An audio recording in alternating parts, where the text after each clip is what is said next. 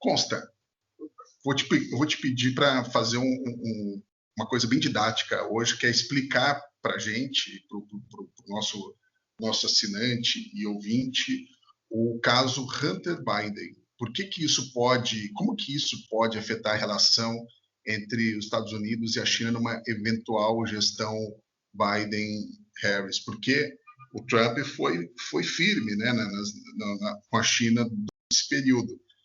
Sanções, vários... foi forte, não só na retórica, mas também nas ações contra a China. A gente pode estar vendo que, para mim, deve ser a coisa mais preocupante, o principal assunto dessa eleição, a vitória final da China sobre o Ocidente, sobre a democracia, com uma eventual gestão Biden-Harris? Ou eu estou exagerando aqui, estou pregando um cenário muito apocalíptico e as instituições vão sobrepujar qualquer tipo de esquema que exista? Constantino. Olha, Jones, eu não acho nunca que seja exagero temer pela liberdade, pelas instituições, porque, como disse o Reagan, né, elas estão sempre uma geração de ser perdidas. Então, nós temos que sempre nutrir esse apreço por elas e entender quais são, com clareza moral, os inimigos, as ameaças, né? E hoje não resta a menor dúvida de que a grande ameaça vem da China, né? Isso está no livro da Nikki Haley, que foi embaixadora americana na ONU, e é perceptível, né? Então, assim, não dá para negar que a China prefere que o Joe Biden ganhe. E aí, entrando na questão do Hunter Biden, né? Bom, o Hunter Biden é um loser, que a gente chamaria de loser, né? O sujeito tinha problemas com drogas e tudo mais, foi expulso das Forças Armadas, era o filho problemático ali do Joe Biden, e de repente esse rapaz consegue sentar em conselhos de empresas de energia na Ucrânia, né? Como o caso da Burisma, uma empresa de gás, ou fechar acordos de consultoria e tudo mais na China, ganhando ali Ele criou uma empresa de videogame, Constantino, igual o Lee. ele cuidava de um zoológico. E ele, de repente, né, começa a ganhar ali 50, 80 mil dólares por mês, fora acordos de consultoria mais rechonchudos ainda, que somando, segundo algumas expectativas, pode dar, sei lá, algo em torno de 3 milhões de dólares no período. Então, assim, é um escândalo por si só, né? Isso é um escândalo por si só. O cara não tem nenhuma condição de estar no conselho, no board de uma empresa de energia. Aí vamos piorando a situação, né? Bom, o Joe Biden era o cara apontado pelo Obama, era o vice-presidente Obama, e o cara responsável para cuidar do relacionamento com a Ucrânia.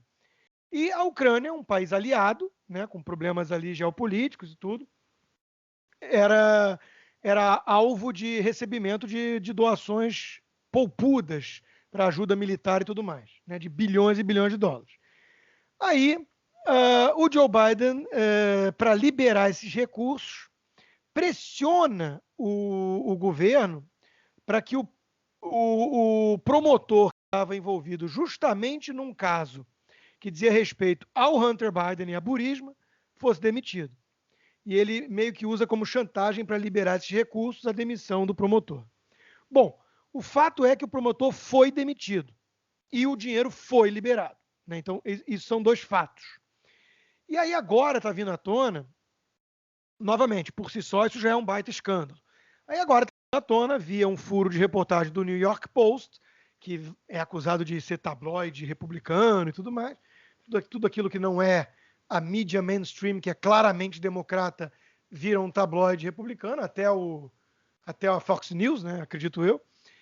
E aí o New York Post conseguiu acesso, então, a um suposto, e eu estou dizendo suposto para ter toda a calma do mundo, mas já está meio que provado que é o computador do Hunter Biden, que ele deixou anos antes numa empresa para consertar, em Delaware. E o proprietário tentou entrar em contato com ele várias vezes, ele não respondia, depois de, sei lá, acho que 2 anos. Eu posso estar errado, se o Gabriel tiver de memória melhor que eu, ele pode até corrigir, mas depois de algo em torno de 2 anos, ele vai lá e entra no computador para pagar o computador e vender o troço, né? Aí, quando ele faz isso, ele descobre várias mensagens comprometedoras. Liga para o FBI, entrega o computador para o FBI para abrir uma investigação. Cobra do FBI se estão ou não estão investigando o caso. E o FBI faz corpo mole, dá um chá de sumiço no cara. Aí o cara, cansado disso tudo, bota a boca no trombone e entrega, então, esse conteúdo para o New York Post, que foi averiguado, segundo outras fontes, pela própria Fox News, o Tucker Carlson e por aí vai. Agora já tem fontes de inteligência dizendo que o material é verdadeiro e tudo. Veja que curioso, Jones. Em momento algum, a mídia mainstream ou os democratas negaram de forma veemente o computador ser do Hunter Biden e o teor das mensagens. Eles tomaram cuidado de não entrar nessa linguagem tão objetiva. Então, eles falaram que isso é cortina de fumaça, desespero, tabloide, acusaram o mensageiro, mas não rebateram a mensagem. E o que diz a mensagem, né? Supostamente a quem teve acesso? Diz que nessas trocas de mensagem, um cara ligado à empresa da Ucrânia, agradecendo o Hunter Biden por tudo e por apresentar o pai e tudo mais, e ajudá-lo e tudo. E numa determinada hora lá, ele fala sobre o Big Guy, pagamento para o Big Guy, que os envolvidos aí estão especulando com toda a propriedade, quero crer, que seja o Joe Biden. Então, aí, a coisa saiu de um escândalo que já é escândalo por si só, que o cara tem um filho que usa o sobrenome dele, o cargo dele, num país que ele está ativamente tomando conta e que é receptor de uma fortuna de ajuda americana. Então isso só já é um escândalo. Parece que a coisa transborda para envolver o próprio Joe Biden, né? Então daí o Trump falar que o Joe Biden é corrupto e o sujeito de uma emissora perguntar, pô, mas o que você tem a dizer dessa acusação na véspera da eleição? E ele fala, e você também é corrupto, porque você não está cobrindo isso, né? Então, a mídia toda entrou numa operação abafa, desesperada com o risco disso remeter a 2016 e aquele escândalo de e-mails da Hillary, né? Que o próprio James Comey trouxe à tona e acabou culminando, muitos acham, né, na derrota da Hillary por conta disso, no colégio eleitoral. E eles não querem repetir erro, porque eles Trump, o establishment, né, a mídia, e eles estão, então, tentando fazer uma cortina de fumaça, uma espiral de silêncio em torno disso. Só que está difícil. E essa espiral de silêncio, esse esforço, inclui aí as redes sociais, que foram muito massacradas também por ter permitido, né, fake news e um monte de coisa que teria dado a vitória ao Trump.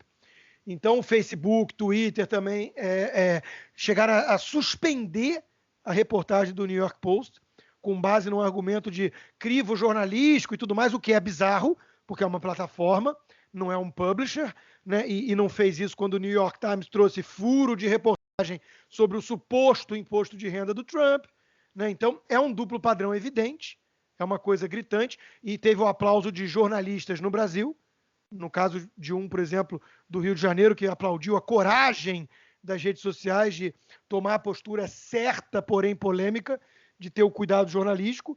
Mentira, porque, repito, não são veículos de comunicação, e sim plataformas supostamente neutras, com uma regulação distinta, e porque não fazem isso quando o alvo é Trump, né?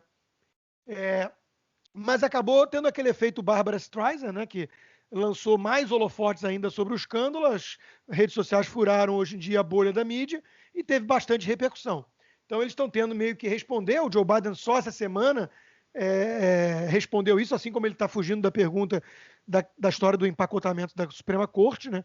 Que nem o diabo foge da cruz. Ele usa uma desculpa de que se ele responder, isso vai ser a chamada na mídia no dia seguinte, enquanto que a atenção tinha que estar voltada para o que o Trump está fazendo. E o que o Trump está fazendo? O que a lei faculta, o que a Constituição permite e o que a defende, que o mandato de um presidente tem 4 anos, ele pode escolher o substituto da vaga disponível no Supremo até o final do mandato, né? Então não tem nenhum absurdo nisso, mas eles estão chamando isso de empacotar a corte num malabarismo linguístico que é típico da esquerda. E tudo isso que eu estou falando é para mostrar o que o Gabriel já tocou aí, que a radicalização do Partido Democrata é algo que o brasileiro não consegue aprender se ele estiver muito longe da política americana e consumindo só por meio de certos veículos de comunicação, né?